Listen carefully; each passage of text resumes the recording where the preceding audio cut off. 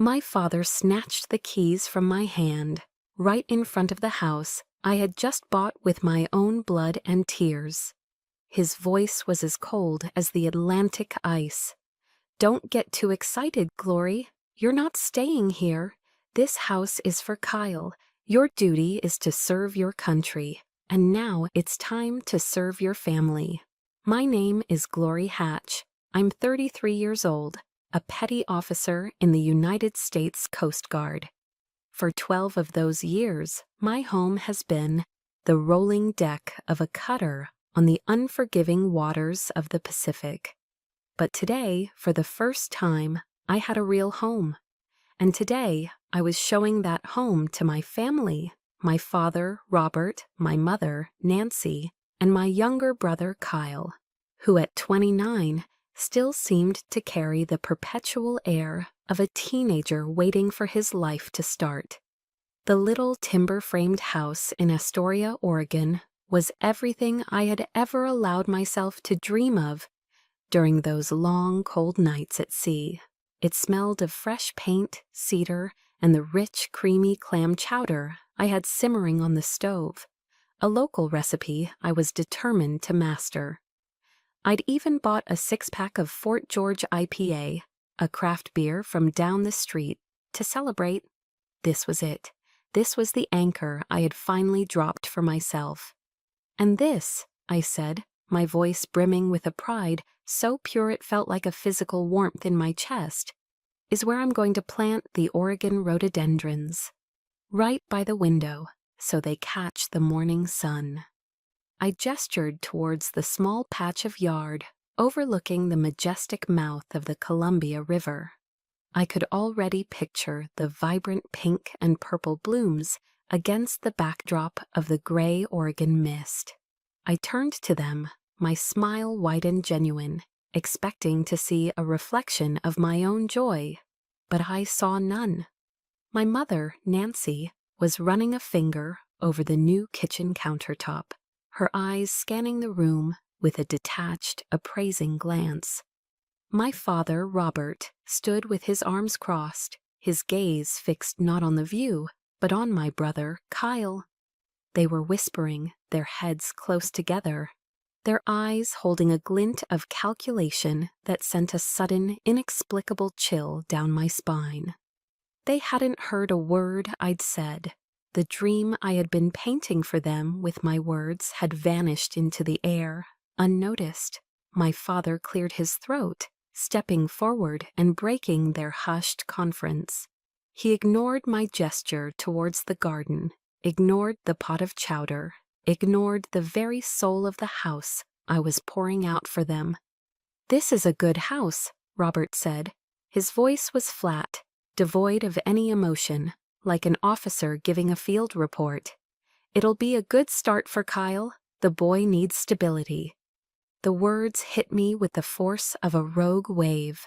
I stood there, speechless, the smile freezing on my lips. My heart, which had been soaring moments before, felt like it had been seized in an icy grip. For Kyle? My mother, ever the smooth diplomat in our family's cold wars, rushed to my side. She placed a hand on my arm, her touch meant to be soothing, but feeling like a brand. "You've always been the strong one, Glory," she cooed, her voice a soft, manipulative melody. "You can stay on base. It's comfortable there. Your brother, he needs this more than you do. Think of the family. Think of the family." The phrase that had been the justification for every sacrifice I had ever made. Kyle, emboldened by their united front, sauntered into the room I had mentally designated as my study. He smirked, that familiar entitled expression on his face. "Yeah, this'll make a great gaming room. I can fit a big screen TV right on that wall." Something inside me snapped. The quiet professionalism I'd been trained to maintain, the habit of swallowing my own needs for the greater good, it all fractured. A tremor started in my hands.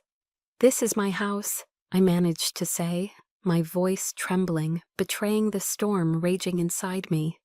I saved for 12 years of service to get this house. My father's expression hardened. He took 2 long strides towards me, his shadow falling over me like a shroud. He didn't say a word. Instead, he reached out and snatched the set of keys from my hand. The metallic jangle of the keys hitting each other was a sharp, ugly sound in the sudden silence of the room, a sound of violation. "Don't get ahead of yourself, Glory," he said, his voice as cold and unforgiving as the North Atlantic. "You're not staying here. This house is for Kyle. Your duty is to serve your country. Now it's time you served your family." He tossed a thick manila envelope onto the polished oak countertop I had chosen with such care. It landed with a heavy, final thud. "That's from our lawyer," he said, turning to leave. "We'll see you in court." And just like that, they were gone. The front door clicked shut, leaving behind a silence that was more deafening than any storm I had ever weathered at sea. The rich aroma of the clam chowder, now cooling on the stove, seemed to mock me.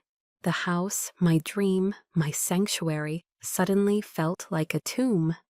I stood alone in the middle of the living room, my hands shaking uncontrollably. I walked to the window and stared out at the fine, persistent Oregon drizzle that had begun to fall, the sky weeping the tears I couldn't shed. The entire foundation of my world, the very definition of my life's work, had been ripped out from under me. All the lonely nights, the missed holidays, the dangerous rescues, the years of disciplined saving, all of it reduced to nothing more than a down payment on my brother's gaming room. A single agonizing thought burned through the shock. How did love turn into such a cruel contract? Since when did my sacrifice become an invisible debt I have to pay for the rest of my life? The questions from the night before echoed in the hollow space of the house, hanging in the damp Oregon air like ghosts. How did love turn into a contract? When did my sacrifice become a debt? I sat on the cold, hardwood floor, the lawyer's manila envelope lying on the counter like a verdict already delivered. The truth was, this storm hadn't appeared out of nowhere. It had been gathering for years, a slow, dark accumulation of clouds I had dutifully ignored. My father's cruelty, my mother's manipulations, Kyle's bottomless pit of need. This wasn't a single sudden squall. It was the climate I had grown up in. The betrayal didn't start yesterday. It started so long ago that its roots were tangled up with my earliest memories, forming a private museum of scars I rarely allowed myself to visit.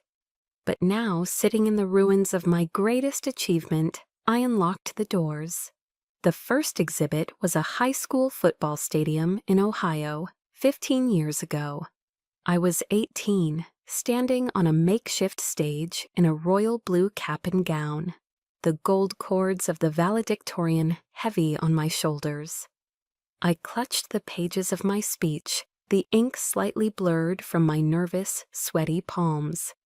I was about to speak of the future, of promise, of the world waiting for us. But as I looked out at the sea of faces, my eyes searched for one small section of the bleachers and found it empty. My phone had buzzed just minutes before the procession began. It was my mother, her voice a frantic whisper. "Glory, honey, we can't make it. Kyle's gotten into some trouble again." Some trouble, I later found out, was that he had crashed his car while driving drunk. A minor accident, no one was hurt, but it was enough.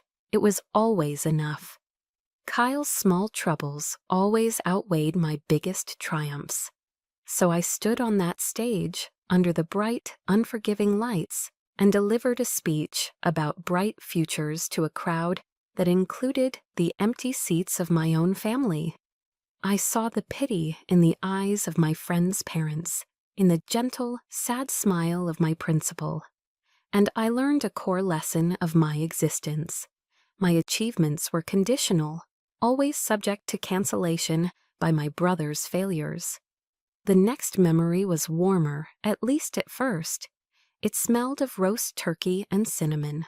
I was a few years older, home for a rare 72-hour leave for Thanksgiving. I had flown over 3,000 miles, crossing a continent, carrying carefully chosen little gifts from the ports I'd visited. Carved wooden figures, colorful woven scarves. I was desperate for the feeling of home, for the simple comfort of a family meal.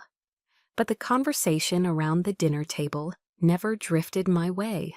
My stories, the ones I'd saved up, about rescuing a fishing crew in a terrifying storm off the Alaskan coast, were met with distracted nods. My father was too busy grilling my mother about Kyle's latest firing, his 5th job in 2 years. "Those things you do, they're too dangerous," my mother said, finally turning to me, but only to dismiss my reality. She patted my hand, her touch meant to be comforting, but only highlighting the chasm between us. "But you're set, Glory. You have a pension to look forward to. Your brother, he has nothing."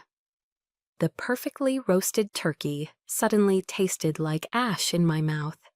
I, the one who faced down death, was merely set. My life, my risks, my service, all of it was just a stable, uninteresting fact. A resource to be counted on. Kyle, the one who couldn't hold a job, was the project. He was the crisis. He was the one who mattered. I was just the strong one, the reliable one, the invisible one. But the final exhibit in my museum was the most damning. It wasn't public, like the graduation, or quietly dismissive, like Thanksgiving. It was a secret, a transaction. I was 21, on my first real deployment, and had just received my first installment of hazard pay. It felt like blood money, earned by sailing into places others were fleeing from. The same day the money hit my account, my mother called. She was weeping, a torrent of calculated sobs and pleas. Kyle was in deep, she explained, a gambling debt, a dangerous one. "I just need to borrow it, honey," she begged, her voice cracking. "Just this once. I'll tell your father. We'll pay you back as soon as we can. Please, Glory. They'll hurt him." Out of love, out of fear, out of a lifetime of conditioning to be the family's designated fixer, I wired her almost every dollar. She never mentioned it again. The money, the promise, the debt, it all vanished.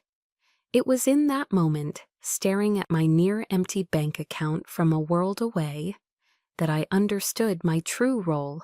I wasn't a daughter. I was the contingency plan.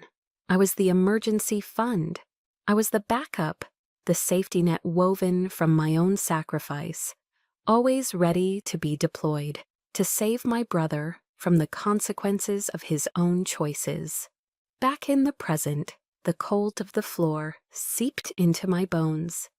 These memories were no longer just sources of a dull, chronic ache. They were evidence. They were the bricks, laid one by one over the years, that had built the wall that now stood between my family and me. The scene from yesterday wasn't an aberration, it was a culmination. I looked at the legal papers on the counter, the thick envelope my father had thrown down. It was a declaration of war, but a war they had been waging against me in secret for my entire life. And for the first time, a new question rose above the pain, clear and sharp as a ship's bell in the fog. Will I continue to be their backup plan, or will I finally become the main plan for my own life? The question I had asked myself in the dark hung in the gray light of dawn. Will I become the main plan for my own life? Answering it felt like plotting a course through an uncharted, storm-tossed sea. It was terrifying. For a lifetime, my role had been to be the steady, reliable ship for everyone else's turbulent waters, to steer my own vessel, to claim my own heading, the thought left me feeling overwhelmed and utterly alone. Sleep never came that night. Instead, I lay awake, the ghosts of past injustices parading through my mind. By the time the first light filtered through the window, a cold, hard resolve had settled in my gut. Answering the question wasn't a matter of feeling ready, it was a matter of survival. I got out of bed, my movements stiff, and went to my laptop. The screen's glow felt harsh in the dim room. My fingers hovered over the keyboard, hesitating. What do you even do when your own family declares war on you? I typed the only words that came to mind into the search bar. Real estate lawyer Astoria. A list of names and firms populated the screen, a sterile collection of options for a deeply personal wound. My eyes scanned them, but one listing snagged my attention. It wasn't the biggest firm or the flashiest website. It was the tagline under the name Sarah Campbell Esquero, specializing in family and property disputes. Family and property disputes. The phrase was a clinical, legal definition for the wreckage of my life. I stared at it, my heart hammering against my ribs. Making this call felt like stepping off a cliff, and then a quote I'd seen online from Brené Brown surfaced in my mind. Vulnerability is not winning or losing. It's having the courage to show up and be seen when we have no control over the outcome. I had no control over what my family had done or what they would do next. I couldn't control the outcome of a legal battle, but I could control this. I could choose to show up. I took a deep, shuddering breath, picked up my phone, and dialed the number. My voice was barely a whisper when a calm receptionist answered, but I managed to schedule an appointment for that afternoon. My hand was still trembling when I hung up. Sarah Campbell's office was in one of Astoria's historic downtown buildings, the kind with tall windows that looked out over the water. Through the glass, the colossal steel frame of the Astoria-Megler Bridge stretched across the Columbia River, its far end disappearing into the thick coastal fog. It was a perfect symbol for how I felt. Trying to cross an impossible distance with no clear view of the other side. The office itself was not lavish, but it was professional and warm, filled with books and the quiet hum of competence. Sarah Campbell was a woman in her 40s, with sharp, intelligent eyes that missed nothing, but a voice that held a surprising amount of empathy.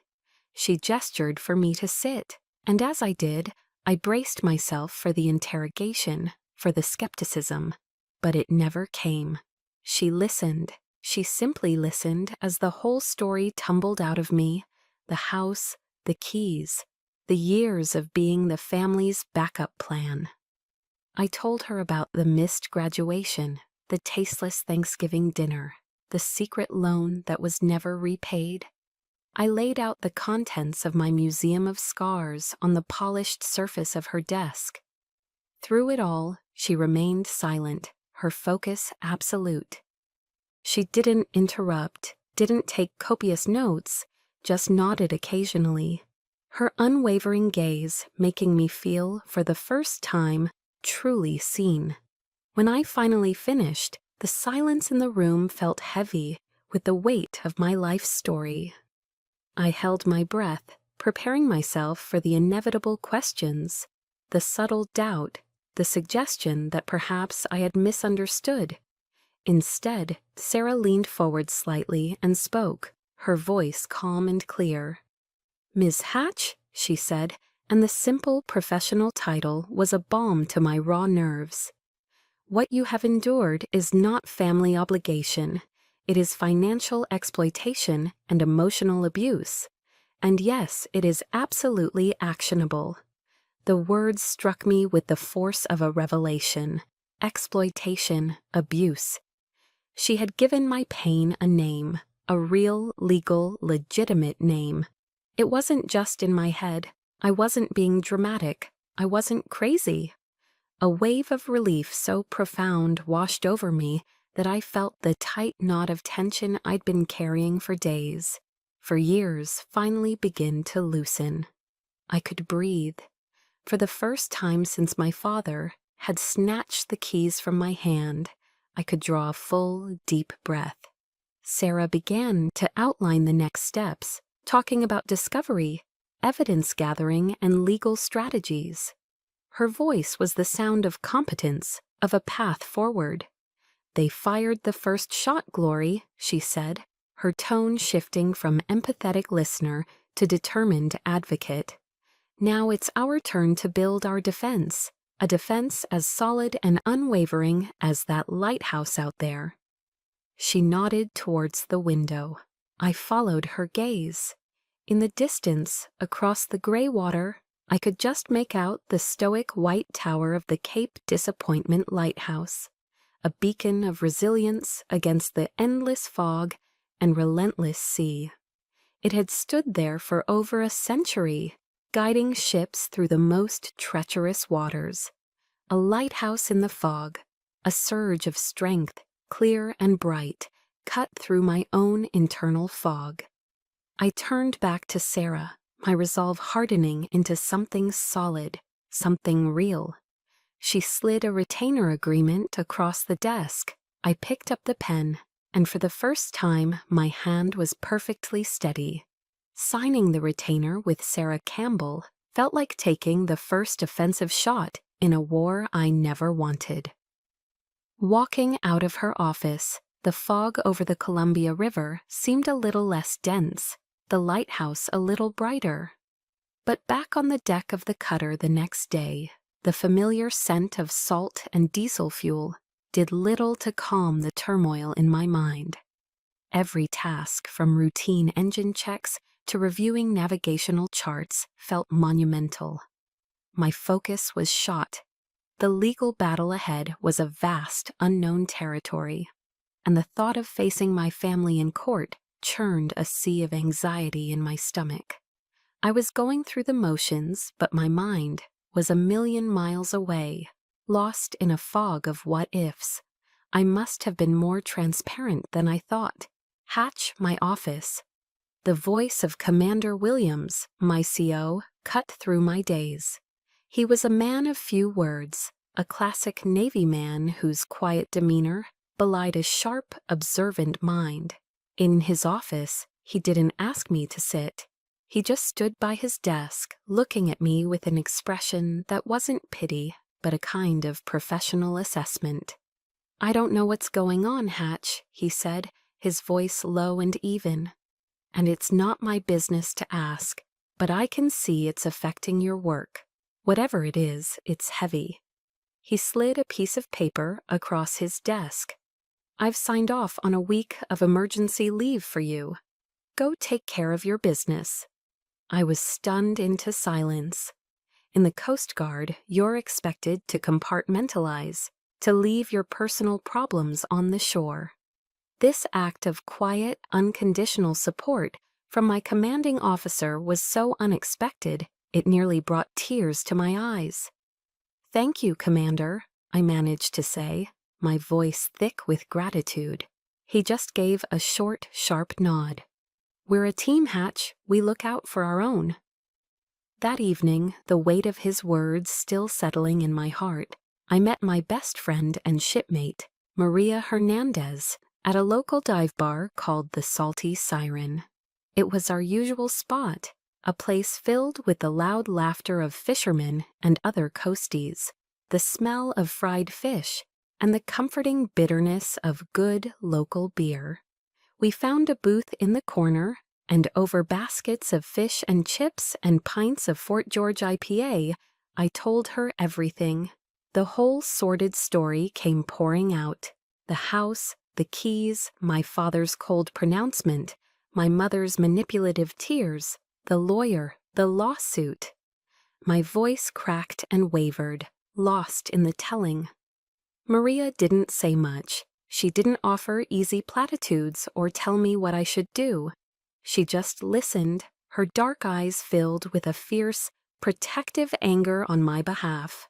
When I finished, she reached across the table and squeezed my hand, her grip firm and grounding. "They don't deserve you, Glory," she said, her voice low but certain, cutting through the noise of the bar. "You're the best person I know. Don't you dare let them define your worth." Her simple, unwavering belief in me was a lifeline. Later, she wouldn't let me go back to my empty, contested house. "You're staying with me tonight," she said, her tone leaving no room for argument. She pulled me out of the bar and back to her small, cozy apartment a few blocks away. It wasn't much, but it was filled with life.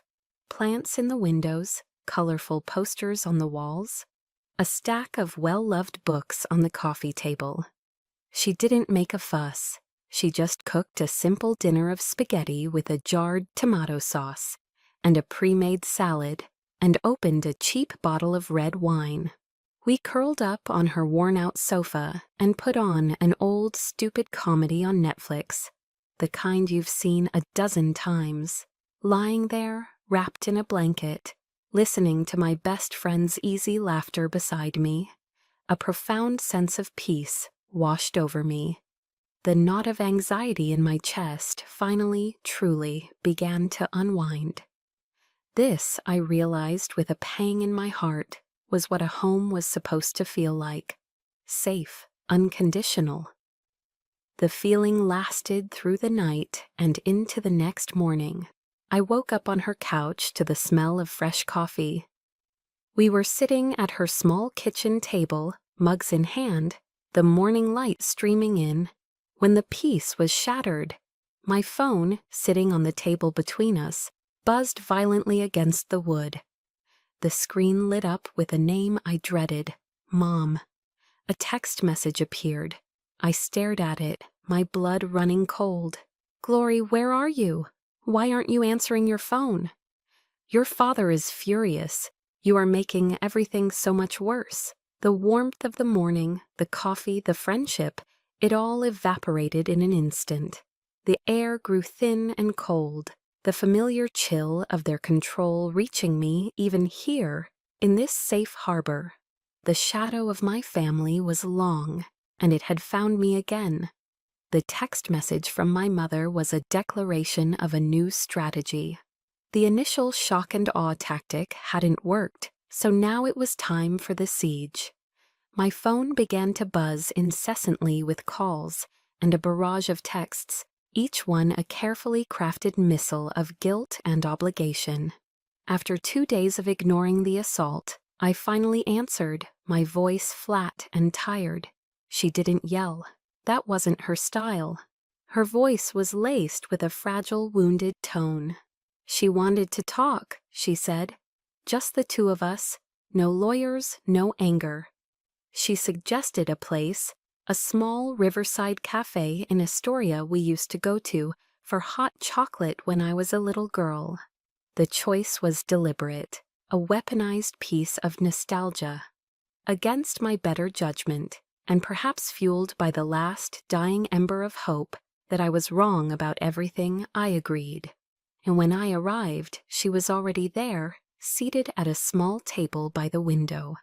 A half-finished latte sat in front of her, but my eyes were immediately drawn to the other items she had carefully arranged on the table like a stage set, a small stack of old family photographs. There I was at age 10, grinning with a missing front tooth. There was our family on a vacation to Yellowstone. Kyle perched on my father's shoulders.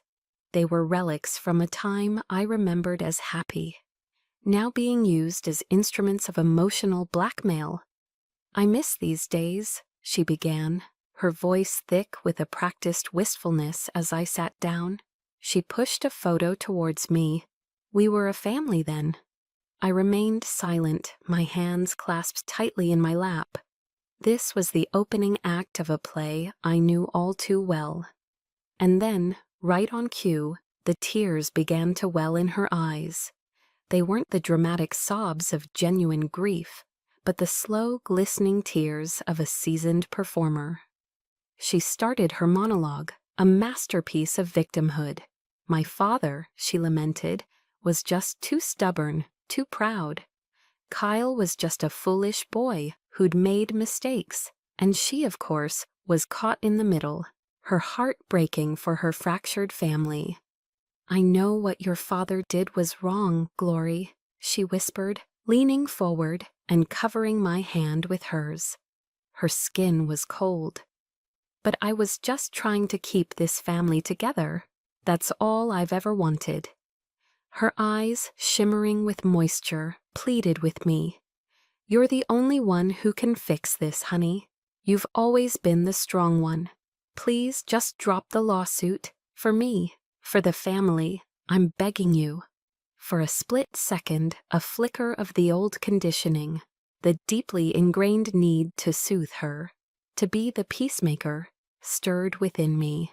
I looked at her tear-streaked face, at the photos of a smiling past, and my resolve wavered. Seeing my silence, she mistook it for surrender. And so, she played her final card. "The thing is," she continued, her voice dropping to a conspiratorial whisper, "there's a bigger problem. Kyle is in some serious trouble. He owes a lot of money." A cold dread, sharp and familiar, pierced through my momentary weakness. I knew what was coming. "If you would just agree to co-sign on the house," she said, her grip on my hand tightening, "we could use it as collateral. Just a small loan to get him back on his feet. He'll pay you back, Glory, I promise, as soon as he's stable." And there it was, the poison pill wrapped in a sugar coating of love and nostalgia. It wasn't about family. It was never about family. It was about a bailout. My house, my 12 years of service, was not to be a home for my brother, but a line of credit. The audacity of it, the sheer naked greed disguised as a mother's plea, was like a bucket of ice water to the face. It extinguished the last ember of hope, leaving nothing but cold, hard ash. The performance was over. Slowly, deliberately, I pulled my hand from beneath hers. The warmth from her skin was gone, replaced by a profound chill. I looked up, and for the first time in my life, I met my mother's gaze without a trace of fear or hope or the desperate need for her approval.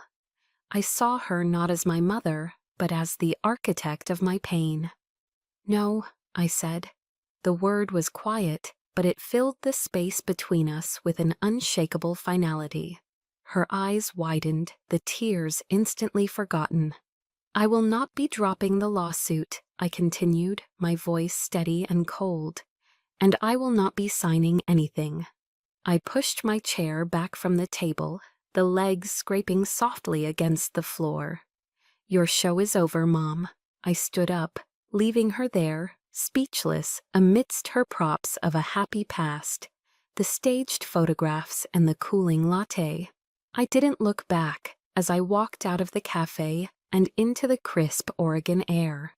The fog had lifted, and for the first time, the path ahead seemed brutally, terrifyingly clear. I knew exactly what I had to do next. When I walked back into Maria's apartment, the fragile peace of the morning was a distant memory. The grief, the hurt, the confusion, all of it had been burned away in the cold fire of my mother's final desperate lie. What was left was something new. It was a calm, chilling anger, an anger so pure and so focused, it felt like a weapon being forged in my soul. There were no more tears. I didn't collapse onto the sofa. Instead, I began to pace the small living room, back and forth, a caged animal whose cage had just dissolved. The pent-up energy of a lifetime of being the strong one, of absorbing every slight, every injustice, was coiling inside me like a spring wound too tight. I remembered every broken promise, every dismissed achievement, every dollar I had sacrificed on the altar of their dysfunction. And I remembered the oath I took when I joined the Coast Guard. an oath to support and defend the Constitution. But what about the Constitution of my own life? Who was going to defend that?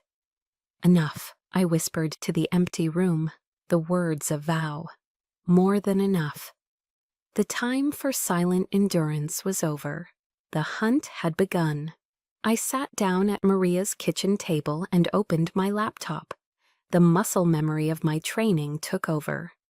With the meticulous precision of a soldier preparing for a mission, I created a new encrypted file on a secure drive. I named it Operation Anchor. This was my war now, and it would be fought with strategy and evidence.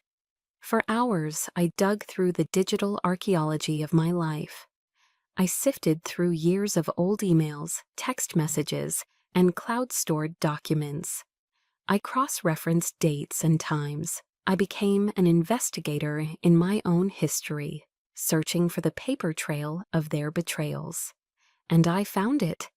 Deep in the archives of my bank statements from 12 years ago, there it was. A wire transfer for nearly $4,000 sent to my mother's account. The date matched perfectly with the week she had called me, crying about Kyle's gambling debt.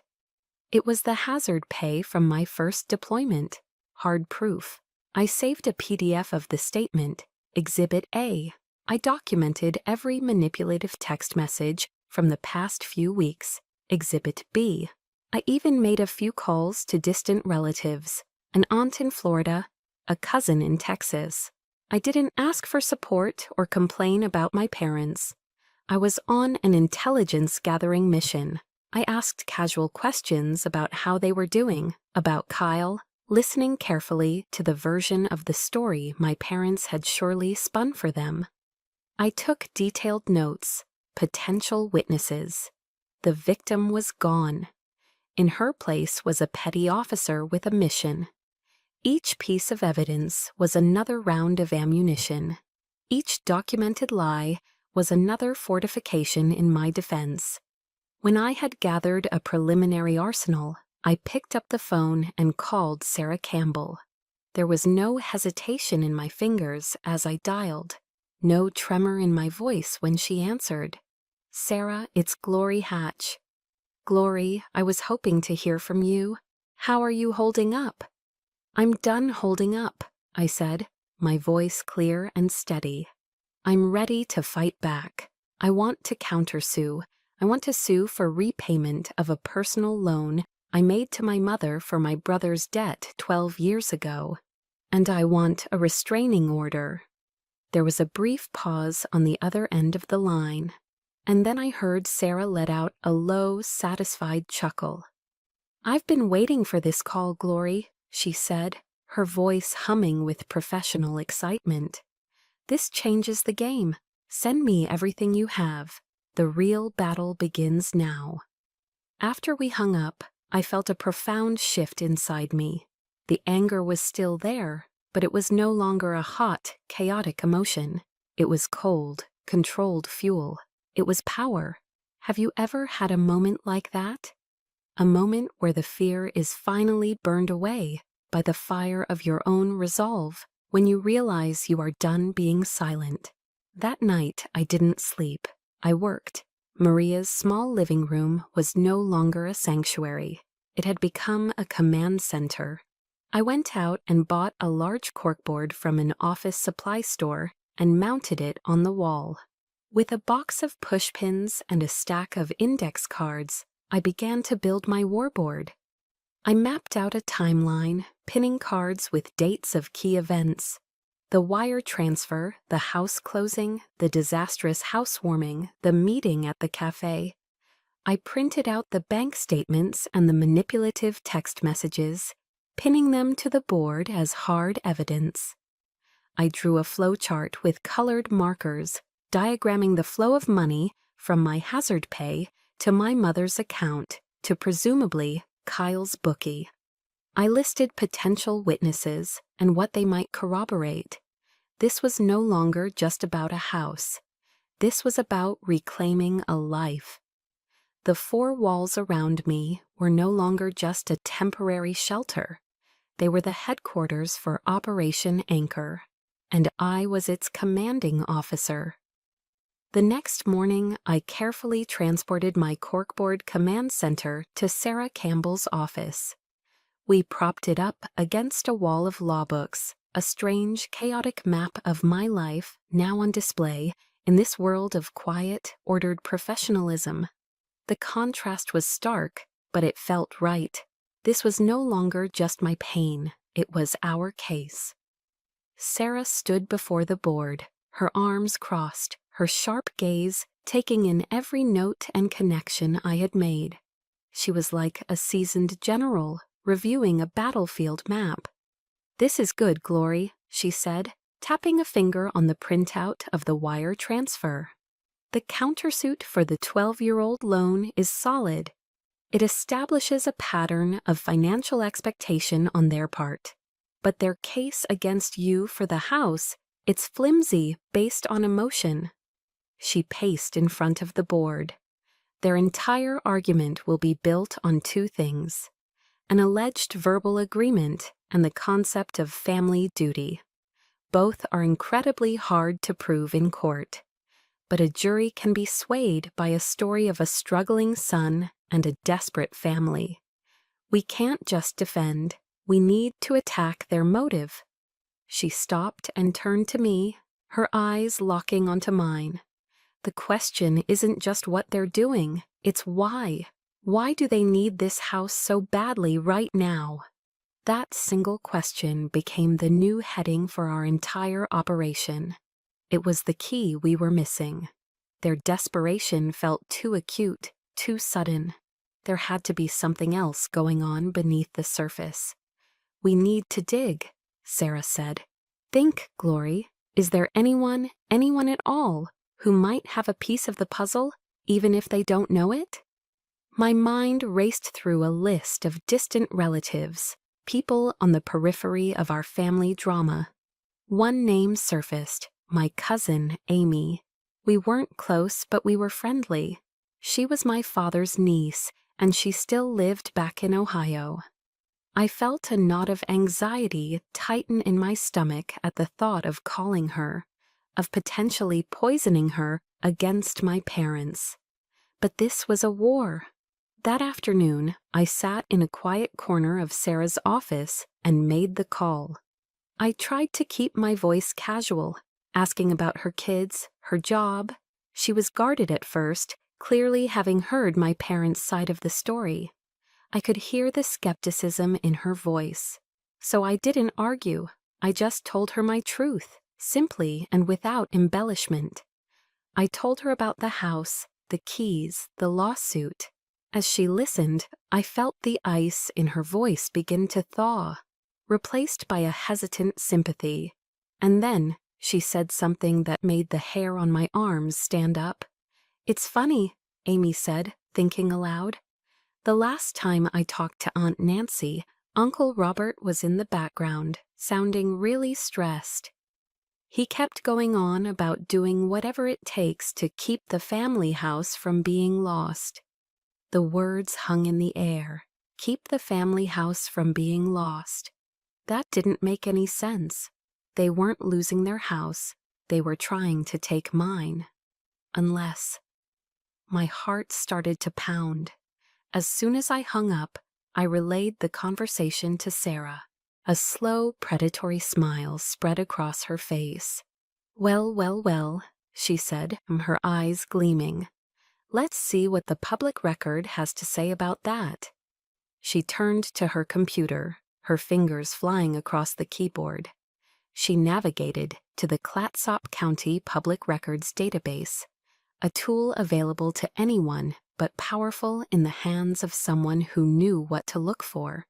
She typed in my parents' names and their address in Ohio. "Property records are a beautiful thing, Glory," she murmured, her eyes scanning the screen. "They don't lie." She clicked a few links, pulling up deeds of trust and mortgage documents. She went silent for a full minute, her focus absolute. Then she leaned back in her chair and let out a low whistle. "Oh, you have got to be kidding me," she said, shaking her head in disbelief. She turned the monitor towards me. My eyes struggled to make sense of the legal jargon, but the numbers were brutally clear. My parents had refinanced their home, not once, not twice, but 3 times in the last 5 years. The most recent loan had been taken out just 6 months ago. The amount of debt they had leveraged against their property was staggering. It was a hole so deep they could never hope to climb out of it. "This was never about getting a house for Kyle," Sarah said, her voice electric with the thrill of discovery. "This was about getting their hands on a new asset, your house, to use as collateral to stop their own from being foreclosed on. They weren't trying to build Kyle a future. They were trying to patch the holes in their own sinking ship, a ship he likely sank with his gambling debts."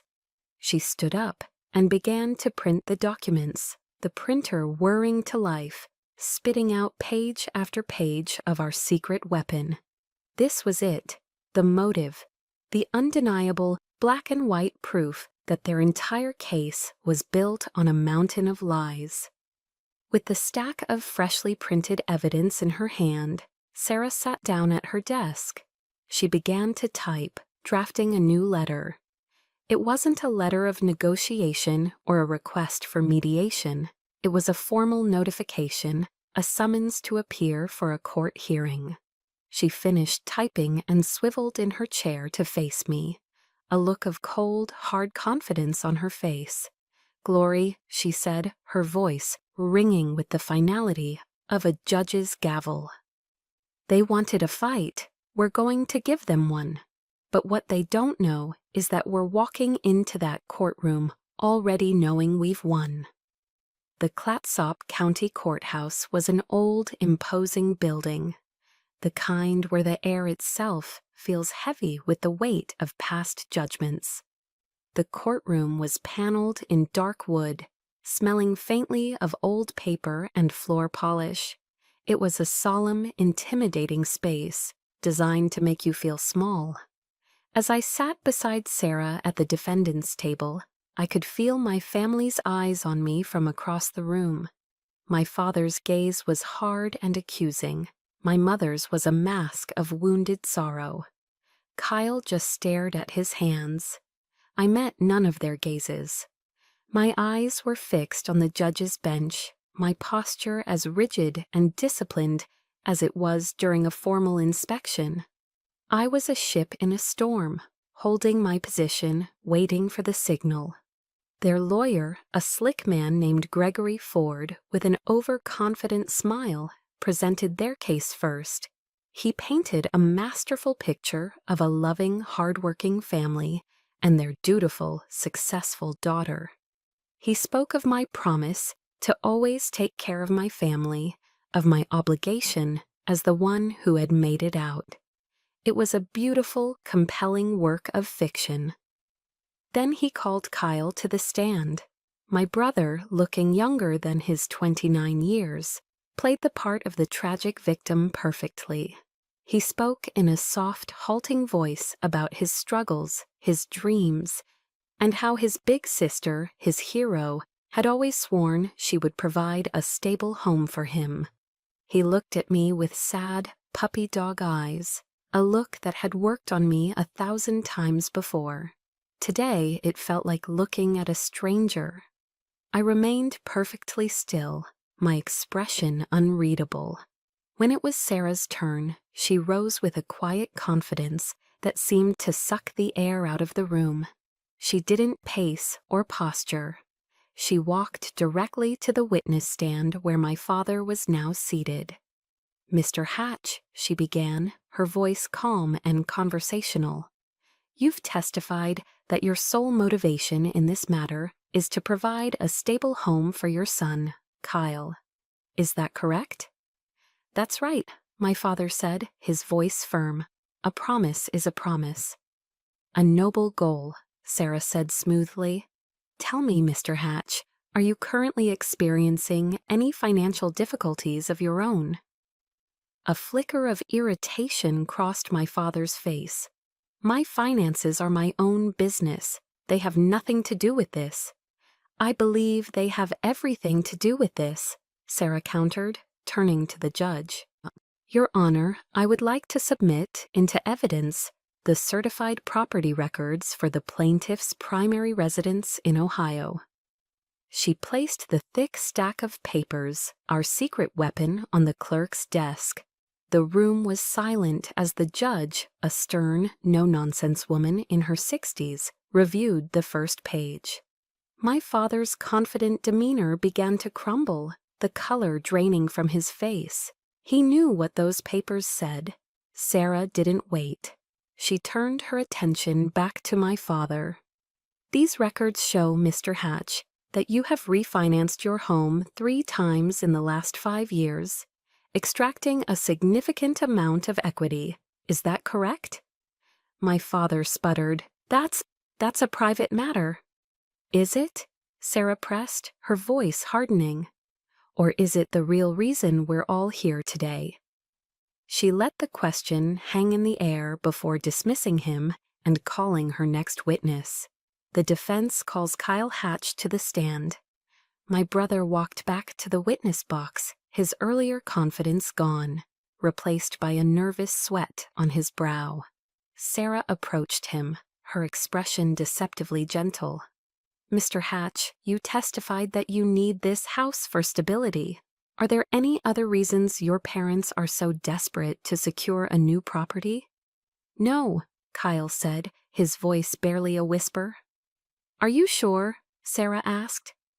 Mr. Hatch, do you have a gambling problem? Kyle's face went white.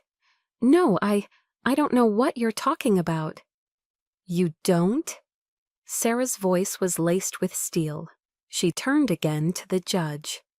Your Honor, the defense has subpoenaed records from multiple online gaming sites showing that over the past 12 months, Mr. Kyle Hatch has accrued losses in excess of 6 figures.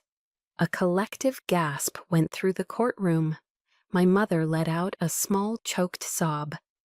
My father looked like he had been physically struck, his face a mask of gray disbelief. Sarah wasn't finished. She delivered the final devastating blow. And, Your Honor, it is a remarkable coincidence that the amount of Mr. Hatch's gambling losses aligns almost perfectly with the amount of debt his parents have taken on by refinancing their own home, the home that is now, I suspect, on the verge of foreclosure. The entire sordid scheme lay exposed under the harsh lights of the courtroom. It was a house of cards, and Sarah had just blown it down. The collapse was total and immediate. My father buried his face in his hands. My mother's performative tears turned into ugly, racking sobs of humiliation. Kyle, under the piercing gaze of the judge, finally broke. He admitted everything, the debts, the lies, the pressure from his parents, to secure my house as a last-ditch effort to save themselves. The judge looked down from her bench, her face a study in undisguised contempt.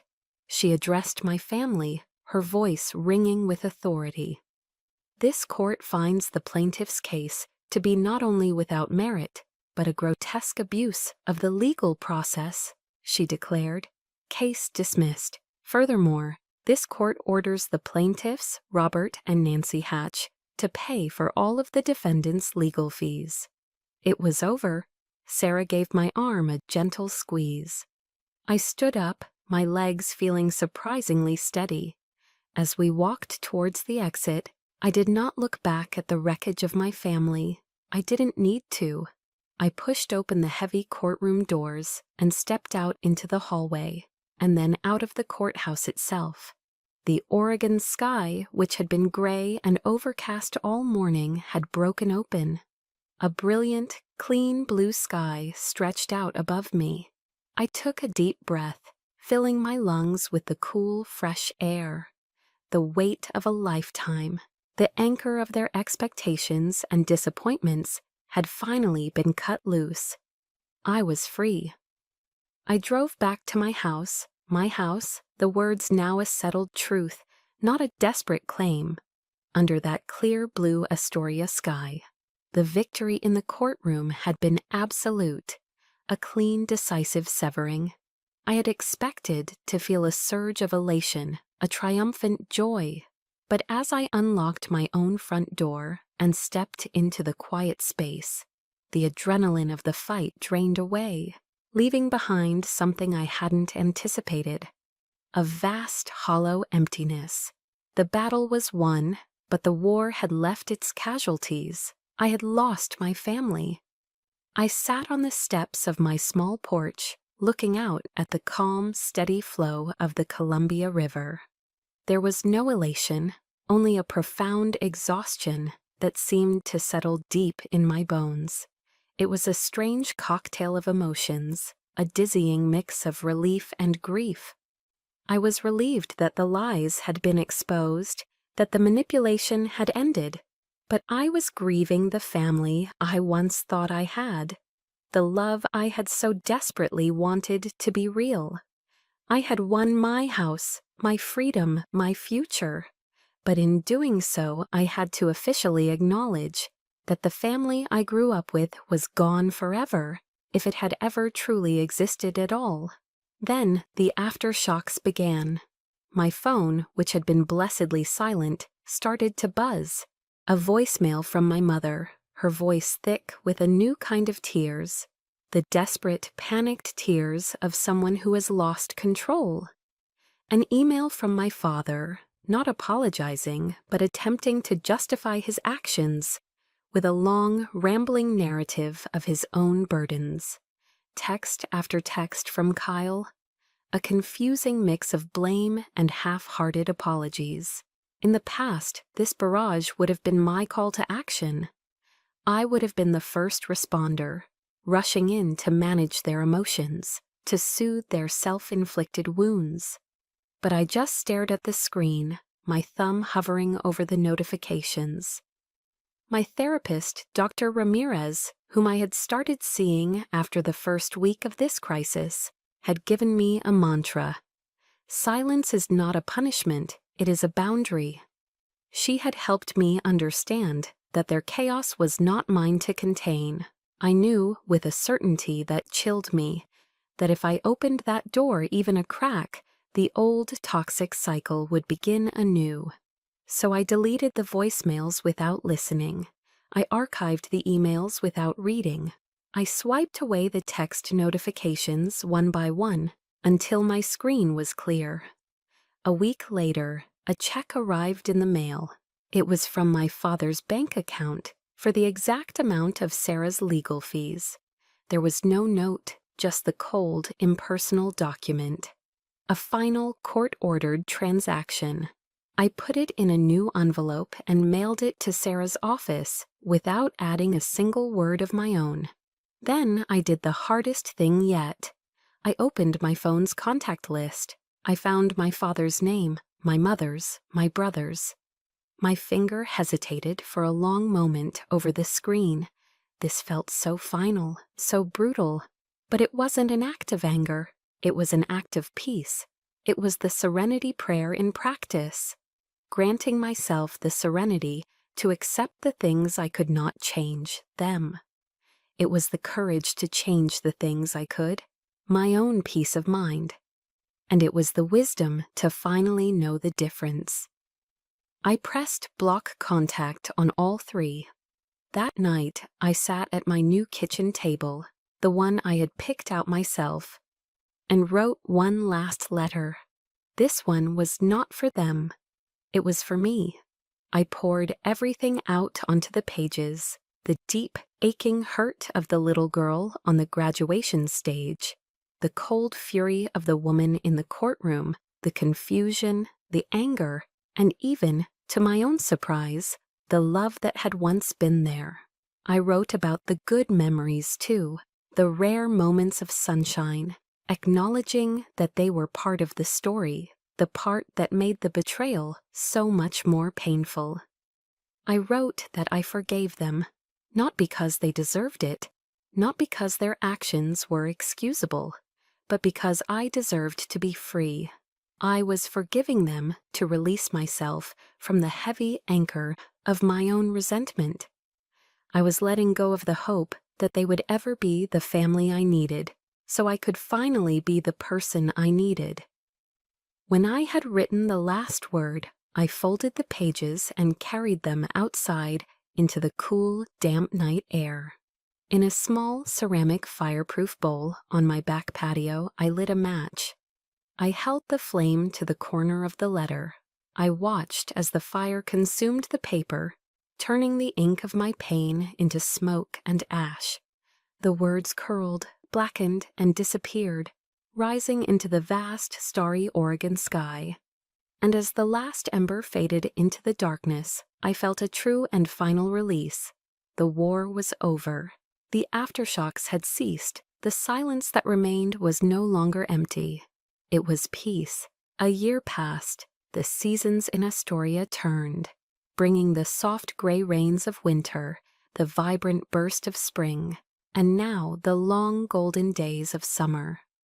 My little house, once a battleground, had become a sanctuary. The silence that once felt like a hollow emptiness was now filled with the sounds of life. The biggest source of that life was a scruffy, one-eyed terrier mix I'd adopted from the local animal shelter. I named him Chance.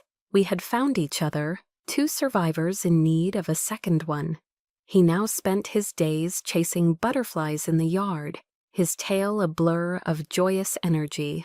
My garden, the one I had dreamed of, was thriving. The Oregon rhododendrons I had planted by the window were a riot of brilliant pink and purple, their resilience a quiet testament to the power of putting down roots. My home had also become a hub for my chosen family. Most weekends, Maria and a few other friends from the Coast Guard would come over for barbecues on the back patio. We'd grill salmon, drink cold beer, and fill the house with easy laughter. They were my anchors, the steady, reliable presence that had held me fast through the storm. They never asked about my biological family, and I never offered. They simply accepted the person I was now, the person I was becoming. I did hear news, though, in small, filtered doses from my cousin, Amy. My parents had sold the house in Ohio to pay off the mountain of debt Kyle had created. They were living in a small apartment now. Kyle, she said, had gone through a court-ordered rehab program and was working as a mechanic at a local garage. I listened to this news with a strange sense of detachment, like hearing about the fate of characters in a book I'd finished long ago. There was no joy in their downfall, but there was no sorrow either, just a quiet acceptance. One day, an unstamped postcard appeared in my mailbox. There was no return address. On the back, in my mother's familiar handwriting, were just 3 words: "We are sorry." I held the card for a long time, then placed it in a drawer without ceremony. It was a period at the end of a sentence, not an ellipsis inviting a response. My life was moving forward. I had been promoted at work, and with the promotion came a new role, training instructor for the new recruits. I found a surprising passion for it, sharing my experience, not just of navigating treacherous seas, but of navigating the storms within. I taught them about discipline, about teamwork, and about the kind of resilience that isn't just about being tough, but about knowing when to be vulnerable and ask for help. It was at a meet and greet for the new recruits' families that I met Daniel. He was a local high school history teacher, the uncle of one of my trainees. He had a kind, easy smile and eyes that held a gentle intelligence. We started talking, first about his nephew, then about Astoria's history, then about everything else. We went for coffee, then dinner. He was fascinated by my life in the Coast Guard, and I was fascinated by his passion for the past. He wasn't intimidated by my strength or my independence. In fact, He seemed to cherish it. He loved the story of my house, of my fight. He saw the scars from my past not as damage, but as part of who I was. There's a Japanese art form called kintsugi, where they repair broken pottery with gold lacquer. The philosophy is that the piece is more beautiful for having been broken. With Daniel, for the first time, I felt like my own cracks were filled with gold. The story ends here, on a warm summer evening, much like this one. Daniel and I are sitting on my porch steps, drinking iced tea. The sun is setting over the Columbia River, painting the sky in shades of orange and deep purple. Chance is asleep at our feet, his one good eye twitching as he dreams of chasing squirrels. Daniel took my hand, his thumb gently tracing the calluses on my palm. "Do you ever regret it?" he asked softly. "Everything that happened?" I followed his gaze to my house, now glowing in the twilight. I looked at my garden, a testament to new life. I looked at the man beside me, a symbol of unexpected love. And I looked at the sleeping dog at my feet, a reminder of second chances. I thought about the storm, the betrayal, the fight, and I felt a wave of profound, unshakable peace. "I didn't choose the storm," I said, my voice quiet but clear. "But I chose to become the anchor, and in the end, the anchor found its harbor." My story began in a storm, but it ended in a quiet harbor I built with my own 2 hands. Sharing it has been part of my healing, a way to turn my scars into a map for others. I know I'm not the only one who has had to become their own anchor in a turbulent sea. If my journey resonated with you, I invite you to join our community. There are countless stories of resilience waiting to be told. Subscribe to our channel so you never miss a story of strength and survival.